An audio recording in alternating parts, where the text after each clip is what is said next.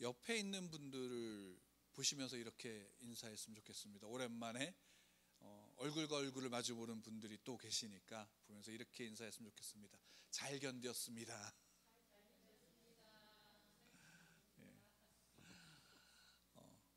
여러분도 잘 견디셨습니다. 한 주도 잘 견디셨고 또 그 견디신 그 삶 속에 하나님이 여러분들 가운데, 우리 주 예수 그리스도가 여러분들 가운데, 성령 하나님이 여러분들 가운데 함께 하셨습니다.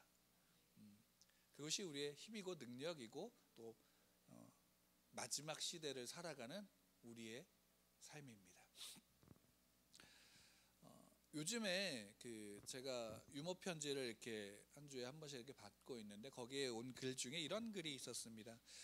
요즘 대표적인 가정 불화의 원인이 무엇인지 아는가라는 질문이었습니다. 혹시 요즘에 여러분들이 주변을 보실 때 가정 불화의 모습을 본다면 혹시 그 가정 불화의 대표적인 원인이 뭐라고 혹시 생각하시나요? 아마 여러 가지 이제 생각들을 하실 거예요. 굳이 뭐 말하지 않아도 눈빛만 봐도 알 수 있는 그 모습으로 우리가 서로를, 우리의 모습을 보지 않나요? 근데 여기 이제 이분이 글을 보낸 것 중에 이런 겁니다. 우리 요즘의 가정 불화의 대표적인 원인이 종교 때문이랍니다. 종교 때문. 아빠는 권력을 숭배하고 엄마는 돈을 숭상하며 자녀들은 스카이 대학을 사모한다고 하는 종교 때문이라는 겁니다. 물론 이제 여기에서 이야기하는 이거를 뭐 일반화시켜서 모두 다 그렇다 할 수는 없습니다. 다만 그 안에 담고 있는 뜻은 알 수 있을 것 같아요. 뭐냐면 우리가 가정 불화의 원인이 뭐냐라고 했을 때 그 원인이 결국에는 다른 게 아니라 자기라는 거죠. 나라는 거예요. 그리고 내가 원하는 것, 내가 바라는 것, 내가 소망하는 것이 가장 중요하고 그것이 가장 가까운 사랑으로 형성된 가족이라고 할지라도 그 안에 그것이 부딪히면 불화가 생긴다라는 거예요. 성경에서는 이것에 대해서 분명하게 이야기를 하죠. 타락한 아담과 하와의 모습을 통해서 분명히 그것을 우리에게 이야기합니다. 뭡니까? 타락의 이유가 뭔가요? 자기가 하나님과 같이 될 수 있다라는 겁니다. 그러니까 사람은 누구나 다 자기가 하나님의 자리에 서고 자기가 하나님과 같이 되려고 하는 욕망을 갖고 있고 그 욕망 속에서 그 삶이 반응하는 거예요. 그러니까 달리 얘기한다면 이겁니다. 내가 하나님이 되기 위해서 필요한 게 뭘까요? 여러분들 마음에 내가 하나님이 되면 내가 하나님의 위치에 서기 위해서 필요한 것, 물론 하나님이, 만약에 내가 하나님이라면 절대적인 능력 속에서 내가 원하는 것을 마음껏 할 수 있다라고 생각하지만 우리가 현실적인 상황 속에서 내가 하나님과 같은 어떤 권력을 누리고 힘을 누리고 또 그런 위치에 서고자 한다면 이 시대에 가장 필요한 것을 추구하게 될 거예요. 그렇겠죠. 권력이 중요하다라고 생각하는 사람들은 권력을 추구할 것이고 물질이 중요하다라고 여기는 사람은 물질을 추구할 거예요.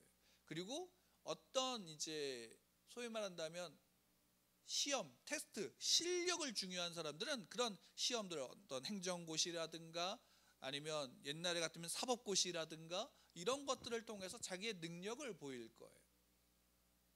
그런 부분으로 추구하고 그런 방향으로 나가죠. 그것을 위해서 준비하는 것에 다른 누군가가 방해를 하고 그것에 대해서 소위 말한다는 딴지를 걸게 되어지면 가장 먼저 생기는 게 뭐예요? 분노잖아요. 그렇죠. 분노예요. 그러니까 이 얘기는 뭐냐면 자기는 그렇게 추구하고 그런 정당성을 추구하지만 다른 사람이 그렇게 하는 것에 대해서는 어떻게 생각할까요? 받아들이지 않는 거예요. 그리고 모든 것을 누구의 기준으로 생각하냐면 내 기준으로 생각하는 거예요. 내 기준으로 생각해서 판단하는 거죠. 이 판단 속에 뭐가 있는 거예요? 정죄함이 있는 거예요. 그러니까 죄를 판단하는 거예요. 근데 우리가 생각할 때 이 죄에 대한 문제가 우리 안에서 큰 문제를 야기시키는 거예요. 그 죄를 판단하는 기준이 어디 있느냐의 문제인 거예요. 자기가 하나님이 되면 이 죄를 판단하는 기준이 어디에 있어요? 자기에게 있는 거죠. 물론 우리가 이제 일반적으로 사람들이 살아가는 그 환경 속에서 도덕이나 윤리라는 부분이 있어요. 그런 걸로 우리가 이제 소위 말한다면 관계들을 형성하기도 하지만, 오늘 이 시간 여기서 우리가 함께 나누고자 하는 것은 기독교 아니죠. 신앙을 가지고 있는 성도들 안에서의 이야기라는 거예요. 우리가 이 죄에 대한 부분들을 특히나 기독교인들은 민감할까요? 민감하지 않을까요? 민감해야지요. 민감해요. 죄에 대해 참 민감하죠. 근데 재밌는 사실은 죄에 대해서 참 민감한데 내 자신에 대한 죄에 대해서는 참 합리화를 잘해요. 근데 다른 누군가의 죄에 대해서는 참 잘 집어내요. 그리고 판단을 하게 되죠. 그리고 그 판단을 통해서 간섭을 하게 돼요. 미명은 어떤 미명이에요? 그를 사랑한다라는 마음으로 그렇게 하게 되어지는 거예요. 그러면서 나타나는 결과물이 뭘까요? 회개를 요구하잖아요. 너 그 죄에 대해서 회개해야 돼 라고 요구하죠. 이 회개에 대해서 요구할 때 그러면 이런 거예요. 그러면 거기서 이야기하는 회개는 뭘까요? 내가 잘못했어요 라는 그 말일까요? 아니면 잘못했으니까 울며 불며 몸부림쳐야 되는 것일까요? 아니면 뭔가요? 여러분들 회개할 때 내가 회개했어 또는 누군가가 회개했어 라고 얘기할 때 그 회개의 기준이 뭔가요? 한번 생각해 보세요. 돌이키는 거. 그렇죠. 그게 정답이에요. 근데 우리가 진짜 그럼 돌이켰다라는 거를 알 수 있나요? 그런데 저의 얘기는 자기가 아니라 다른 사람을 판단할 때 알 수 있을까요? 모른다라는 거예요. 근데 우리가 가장 이제 흔히 정답은 알고 있지만 가장 흔히 누군가가 회개했어 또는 내가 회개했어 라고 할 때 가장 쉽게 우리가 회개에 대한 증거를 이야기할 때 그 회개에 대한 증거를 뭘로 보느냐면 소위 말한다면 눈물을 흘리는 거예요. 격정적인 어떠한 모습이 그 가운데 나타나는 거를 우리가 볼 때가 참 많아요. 그리고 그것을 통해서 회개했다라고 생각하고 또 그것을 통해서 우리가 이 사람은 회개했으니까 제사함을 받았어 라고 이렇게 이야기할 때가 참 많죠. 근데 그 모습에 대해서 우리가 그게 그런 어떤 격정적인 자기의 잘못에 대한 뉘우침과 눈물을 흘리고 그것에 대해서 자기가 통곡을 하는 것이 나쁘거나 그것이 잘못된 것은 아니에요. 그게 우리 가운데 필요해요. 때때로 하나님이 그래서 우리 가운데 회개하는 자에게 때때로 눈물을 주고 통곡을 주고 감정의 격한 그런 감정의 요동함들을 주세요. 왜? 그 죄를 알고 그 죄에 대해 인식하고 그 죄에 대해서 이것이 정말로 죄구나라는 것, 이거 단순하게 죄라는 것으로 깨닫는 것으로 끝나는 게 아니라 이게 나를 사망 가운데 거하게 하는 원인이구나라는 것을 깨닫게 될 때 우리는 그 죄에 대해서 내가 가지고 있는 그 죄에 대해서 우리는 통곡할 수밖에 없죠. 물론 그런 것들이 드러나게 돼요. 근데 중요한 사실은 회개라는 것의 본질적인 의미는 감정의 어떠한 변화를 이야기하는 것이 아니다라는 사실이에요. 회개는 뭐예요? 돌이키는 거예요. 내가 죄 가운데 있던 것을 돌이키는 게 회개예요. 그러니까 눈물이 없어도 내가 그 죄를 인식하고 그 죄에 대해서 떠나고자 한다면 그 사람은 회개한 사람이에요, 아니에요? 회개한 사람인 거예요. 이게 중요한 거예요. 이게. 왜 제가 오늘 이 말씀을 드리냐면 베드로가 설교를 했어요. 베드로가 설교한 다음에 나타난 결과는 3,000명이 침례를 받고 주 앞에 돌아온 거예요. 놀라운 은혜죠. 근데 그 베드로가 설교한 다음에 나타난 게 뭐냐면 이들이 이 설교를 들은 이들이 37절에 이야기를 해요. 그들이 이 말을 듣고 마음에 찔려라는 거예요. 마음에 찔렸다라는 거예요. 마음에 찔려서 우리가 어떻게 해야 되냐, 우리가 무엇을 해야 되느냐라고 묻고 있는 거예요. 그래서 베드로가 이야기하는 거죠. 뭐라고 이야기하냐면 38절 같이 함께 읽겠습니다. 시작. 베드로가 이르되 너희가 회개하여 각각 예수 그리스도의 이름으로 침례를 받고 죄 사함을 받으라. 그리하면 성령의 선물을 받으리니 라고 이렇게 되어져 있어요.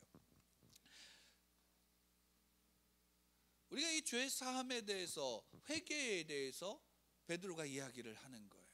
회개해라. 왜? 무엇 때문에? 너희들이 뭐라는 거예요?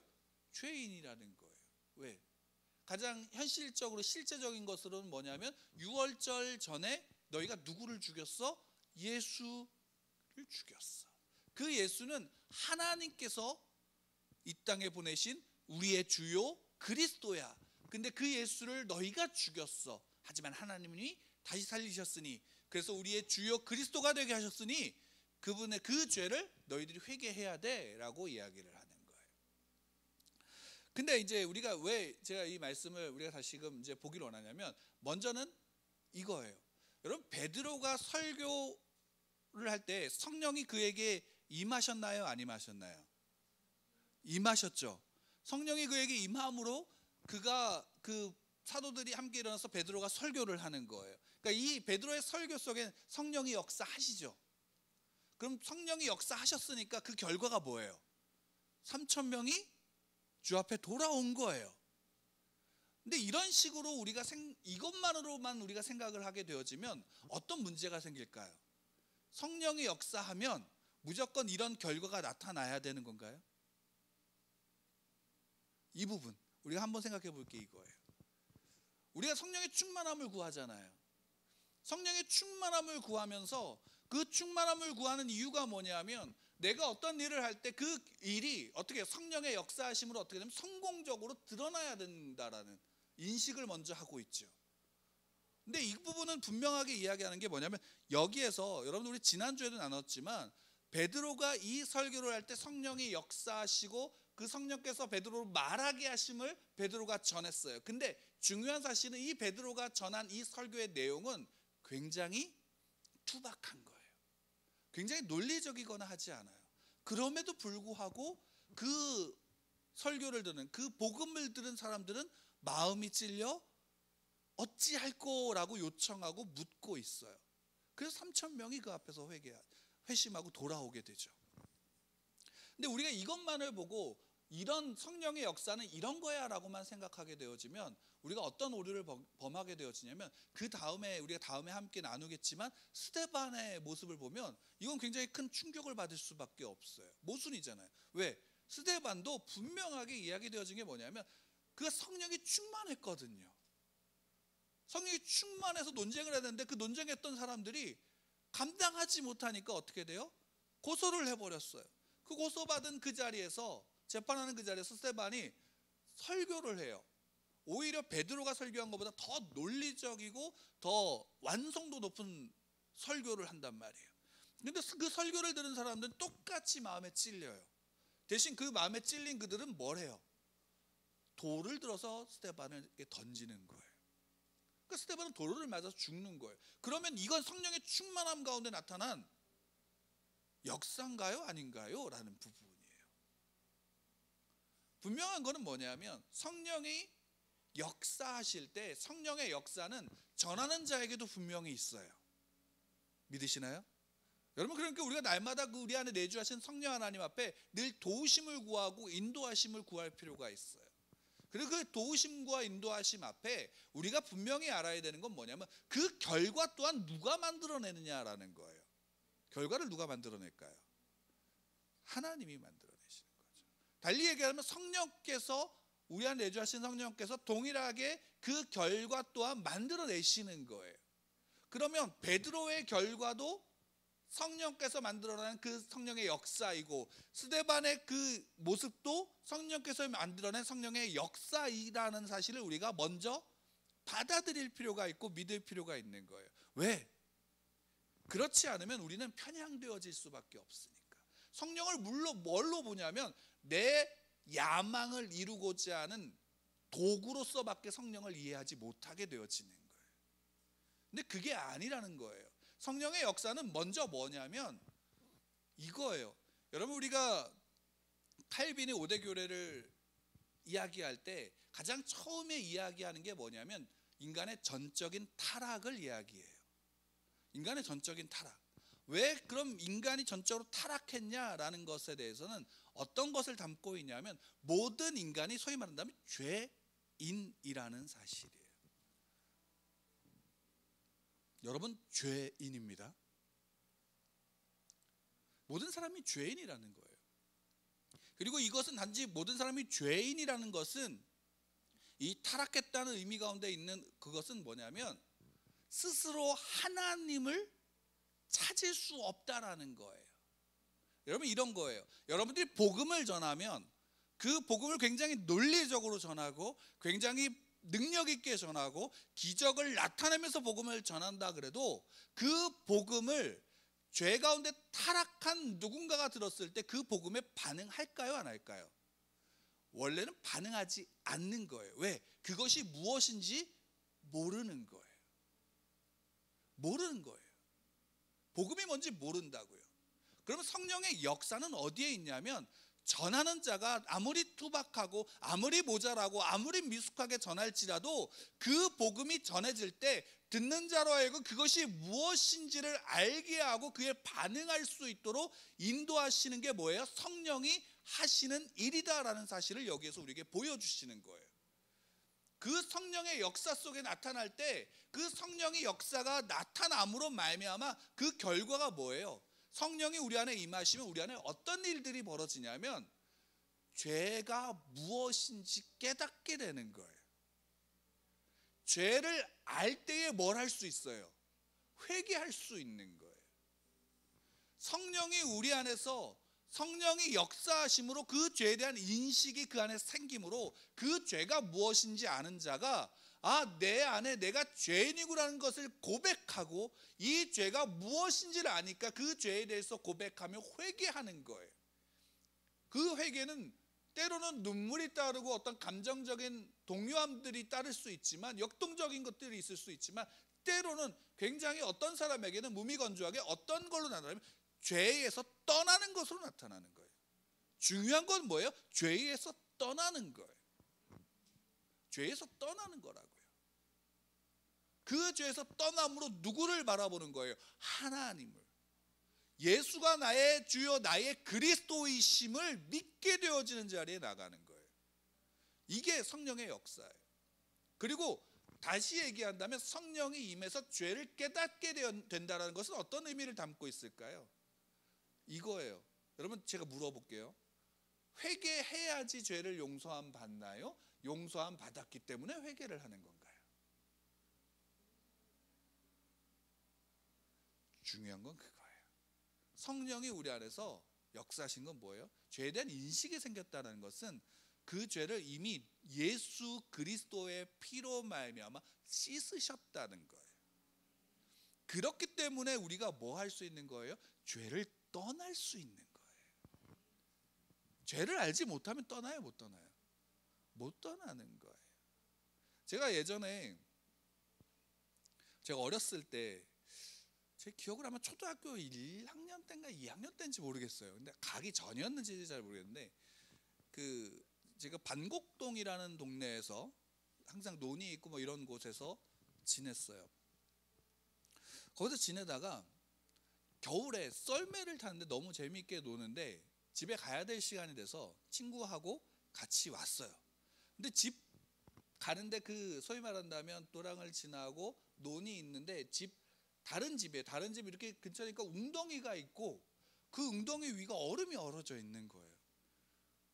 어렸을 때 그 썰매 타는 걸 좋아하니까 그 웅덩이 얼음 온 곳에 가서 썰매를 탔죠.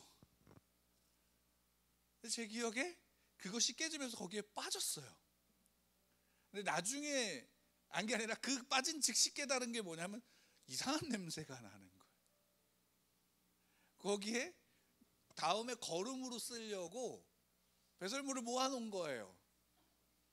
근데 모르고 거기에 얼음을 탔는데 그 얼음이 그냥 깨져버리는 거죠. 그래서 거기에 홀라당 빠졌어요. 그러니까 처음에 봤을 때는 어린 마음에 알았을까요, 몰랐을까요? 몰랐어요.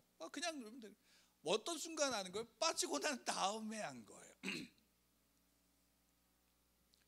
근데 제가 그걸 너무 좋아해서 냄새 나는 것도 모르고 야 여기 되게 좋다 그러면서 계속 놀고 있으면 뭐가 되는 거예요? 그게 소위 말한다면 지저분하고 더러운 것이라는 걸 아는 거예요, 모르는 거예요? 모르는 거예요. 근데 빠진 그 순간 그냥 아니까 어디로 가요? 집으로 가는 거예요. 옷 다 벗고 그 추운 날 빨개 벗고 몸을 씻는 거란 말이에요. 우리가 타락했다라는 것 실제가 그거예요. 내가 어디에 있는 거예요? 그 더러움에 담겨져 있는 거예요. 여러분, 하나님의 심판에 가장 두려운 게 뭔지 아세요? 그 더러움에 내버려 두는 거예요. 그게 더러운 건지 무엇인지 모르고 그 비참함 속에서 뒹굴고 있는 거라고요. 그게 하나님의 가장 무서운 심판이에요. 달리 얘기할게요. 아까 처음에 서론에서 말씀드렸다시피 모든 사람이 자기가 하나님이 되려고 하고 모든 사람이 자기가 하나님의 위치에서 누군가를 심판하고 정죄하고 판단하고 그것이 그 서로가 하나님이 되는 힘과 권력이 서로 부딪혀요. 칼이 돼요. 그러면 서로에게 남는 게 뭐가 되냐면 상처와 아픔과 고통밖에 남지 않은 거예요. 그럼 거기가 어딜까요? 지옥인 거예요. 그게 지옥인 거예요. 예수님이 이 땅에 오심으로 회개하라, 하나님의 나라가 너에게 임했다라고 말씀하실 때 하나님의 나라가 임함으로 깨닫게 되어지는 게 뭐예요? 이 땅에 죄 가운데 타락한 현실들이 보여지는 거예요. 그것을 보는 자들은 뭐예요?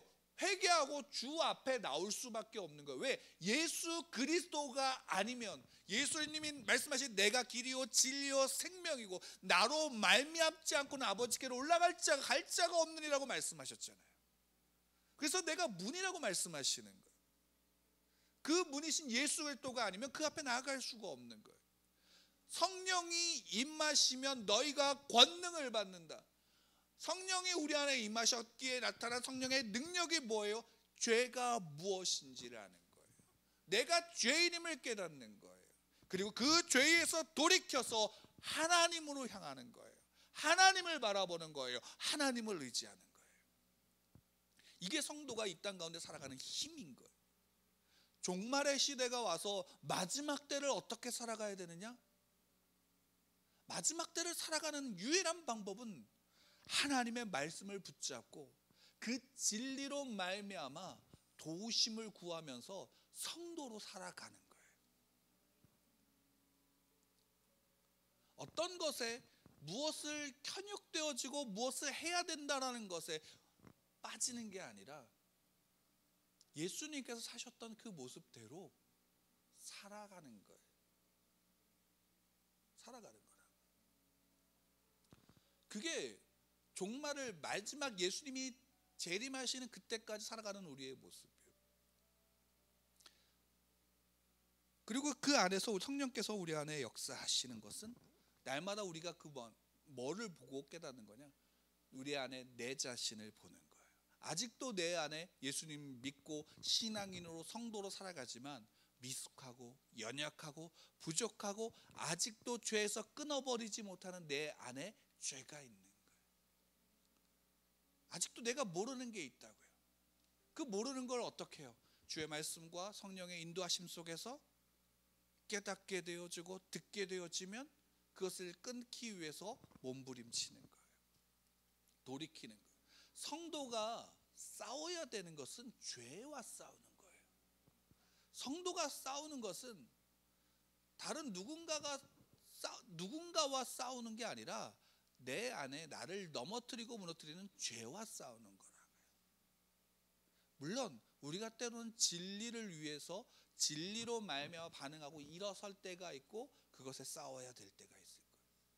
하지만 더 중요한 건 뭐냐면 내가 나를 돌아보지 않고 내가 그 안에서 서지 않으면, 내가 성도답게 서지 않으면, 그리스도인으로 살지 않으면 우리 이 땅 가운데서 온전하게 설 수 없는 거예요. 그렇기 때문에 그리스도인들, 그리스도를 따르는 이들, 그리스도화 되어진 이들, 하나님이 보이는 이들. 왜요? 내 안에 하나님이, 예수 그리스도가 내 안에, 내가 예수 그리스도 안에 거함으로, 예수 그리스도가 하나님이 안에 거하시고 하나님이 예수 그리스도 안에 거하심으로 어떻게 우리 안에서, 우리를 통해서 하나님이 이 땅 가운데 드러나는 거예요. 세상은 요한복음 1장에서 분명하게 보여주는 거예요.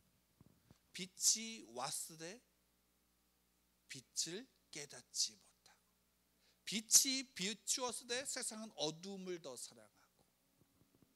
이게 본질적인 모습이에요. 그것을 사람의 힘으로 바꿀 수 있을까요? 없어요. 기적이면 그들을 바꿀 수 있을까요? 현혹될 수는 있어도 변하지는 않아요. 진리가 우리를 자유케 한다라는 것은 예수 그리스도와 하나님의 영이 우리 안에 거하시기에, 그로 말미암아 그 조명하심 속에 진리를 알고 그 진리로 말미암아 죄를 떠날 수 있는 거예요. 죄를 떠나는 거예요. 그리고 죄를 떠난 자들이 뭘 할 수 있을까요? 나를 낮게 여기고 다른 이들을 나보다 낮게 여기며 섬기는 자리에 설 수 있는 거예요.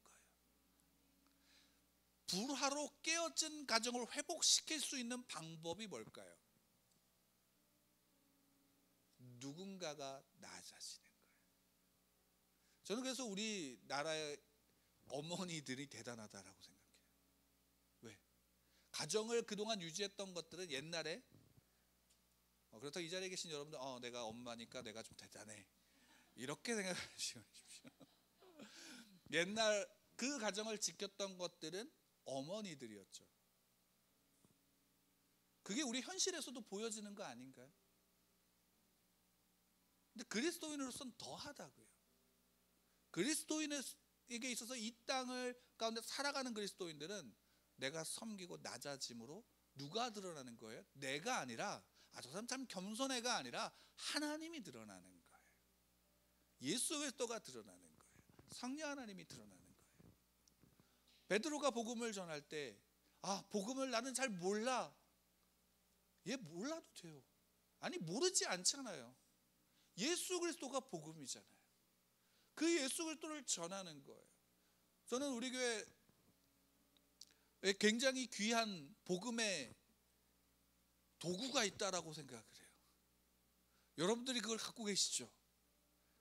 안 갖고 계신 분은 한석구 집사님에게 요청하세요. 달라고. 말씀이에요. 말씀이라고요. 하나님의 말씀을 전하는 거예요. 난 하나님의 말씀을 잘 몰라? 아니요. 그 말씀 속에서 성령이 역사하시면 그것을 들을 귀 있는 자가 듣게 하는 거예요. 그것을 마음에 새길 수 있는 자에게 새기게 하시는 거예요. 그리고 그것이 주 앞에 그들을 이끌고 주께서 이끌어 오시는 거예요. 그게 성령의 역사잖아요. 그러면 그 안에 베드로와 같이 이런 결과를 성령께서 만들어내실 수도 있지만, 반대로 죄송합니다, 스데반과 같은 일들이 있을 수도 있어요. 그러나 그것은 스데반의 그 통해서 나타난 성령의 역사는 결국 교회의 유익이 됐나요? 아닌가요? 나중에 볼 거예요. 근데 결론을 말씀드리면 유익이 됐어요. 놀라운 게 뭔지 아세요? 사도행전에서 성령의 역사, 성령행전이라고 우리가 이야기하지만, 또 한편으로 사도행전에서 드러나는 것은 무엇이냐면, 사도들을 통해서 그들의 미숙함과 그들의 모자람과 그들의 실수와 그들의 연약함들 속에서 하나님 놀라운 은혜를 베푸신 게 뭐냐면, 하나님의 영광을 그들을 통해서 드러냈다라는 거예요. 하나님이 주인공이시지만 주인공이신 하나님이 뒤로 물러나서, 그래, 그 영광 가운데 사도들을 세우신 거예요. 그럼 달리 얘기하면 사도들이 대단하다가 아니라 오늘날 여러분들도 마찬가지인 거예요. 여러분들도 이 시대에 하나님께서 여러분들을 통해서 하나님의 영광을 드러내시는 거예요. 내 모자람, 내 미숙함, 내 연약함, 그것이 아니라 하나님이 그렇게 하시는 거예요. 거기에 그럼 그 자리에 있는 사도들은 어떤 거예요? 복된 거죠. 근데 그 당시에 사도들은 좀 힘들었을지 몰라요. 근데 우리가 걷는 그 길을 하나님께서 완성해 나가시는 놀라운 은혜가 여러분들 가운데 있습니다. 우리는 그것을 바라보는 거예요. 그리고 다만 우리의 삶 속에서 늘 죄와 싸우세요. 그리고 죄에서 돌이키세요. 이것이 죄라는 것을 안다면 싸우세요. 넘어지는 것, 똑같은 죄에 똑같이 넘어져서 똑같이 뒹굴 수 있어요. 근데 하나님 그것 가지고 뭐라 그러지 않으세요. 뭐라 하면 그것이 죄인 줄 알매도 불구하고 자기를 합리화시켜서 그 자리에 서는, 그것은 뭐예요? 이미 자기가 하나님이 돼서 그 죄에 대해서 자기가 판단하고 자기가 그 재판관의 위치에 서 있는 것과 마찬가지인 거예요. 여러분 안에 성령 하나님 내주하시죠. 성령께서 여러분들을 만들어 가십니다. 나를 돌아보시고 나를 통해서 내 옆에 있는 이들을 위해서 사랑하시고 섬길 수 있는 은혜를 구하십시오. 그 안에 성령의 역사를, 내 안에 드러난 그 성령의 역사를 내가 바라볼 수 있도록 주 앞에 구하시는 여러분들 되기를 간절히 축복합니다. 다만 우리가 늘 조심하고 늘 주의해야 되는 것은 내가 하나님의 자리에 서지 않도록 나를 말씀 앞에 쳐서 복종시키는 거예요. 그것 또한 내 힘으로 되지 않는 거 우리가 알잖아요. 성령께서 우리를 도우시지 않으면. 그러니까 우리 이런 거죠. 여러분 요즘에 그 목사님들이나 또는 이제 신앙생활을 오래 하셨던 분들이, 제가 어제도 이제 예전에 오랫동안 알고 계셨던 분을 잠깐 우연히 만나서 잠깐 이야기를 했는데, 그분도 걱정을 하시는 것 중에 하나가 뭐냐면, 요즘에 이제 예배를 드리면서 온라인으로 비대면 예배가 이제 익숙해졌잖아요. 그러니까 처음에 그렇게 될 때는 사람들이 다들 낯설어하고 야 이렇게 하면 안 돼 막 이렇게 다들 그랬어요. 근데 1년이 지나니까 이게 익숙해졌어요. 익숙해지니까 어떤 일이 뭐냐면, 전에도 말씀드렸는데 이 예배에 대해서 내가 정말로 하나님 앞에 온전하게 예배를 드리고 있는가에 대한 자기 점검과 또 온전하게 예배를 드리지 못하는 것에 대한 애통함들이 없는 거예요. 온라인이냐 비대면이냐 문제가 아니라 그 예배 앞에서 순전함으로 드려지는 내 모습이, 그리고 그 앞에서 정말 하나님 앞에 더 온전한 예배를 사모하는 그 애통함들이 우리 안에 없다라는 거예요. 물론 대면 예배를 드리는데 맨날 와서 예배에 집중하지 않고 예배를 드리지 않고 맨날 다른 짓을 한다면 그것은 오히려 대면 예배가 오히려 그에게 방해가 되는 거죠. 근데 우리가 정말로 되돌아보는 것, 이 시간 우리가 이 시대에 되돌아볼 것은 내가 누구인지, 여러분들이 누구인지를 분명하게 세우시고 그 앞에 서시기를 간절히 축복합니다. 그 은혜를 누리십시오. 성령께서 임하시면 회개하는 역사가 일어납니다. 죄에서 돌이키는 역사가, 죄와 싸우는 역사가, 또 그 안에서의 그 나를 낮추고 쳐서 주 앞에 복종시키는 은혜가 있습니다. 그 은혜를 여러분들 함께 누리시길 바랍니다. 소망하며 나아가시길 바랍니다. 어떤 증거와 내 공로를 세우기 위한 어떤 자기 증명을 위해서 그런 것들을 행하는 게 아니라 하나님의 자녀이기에 하나님께서 나타내시는 은혜로 성령의 역사와 인도하심 속에 서는 여러분들 되기를 간절히 축원합니다.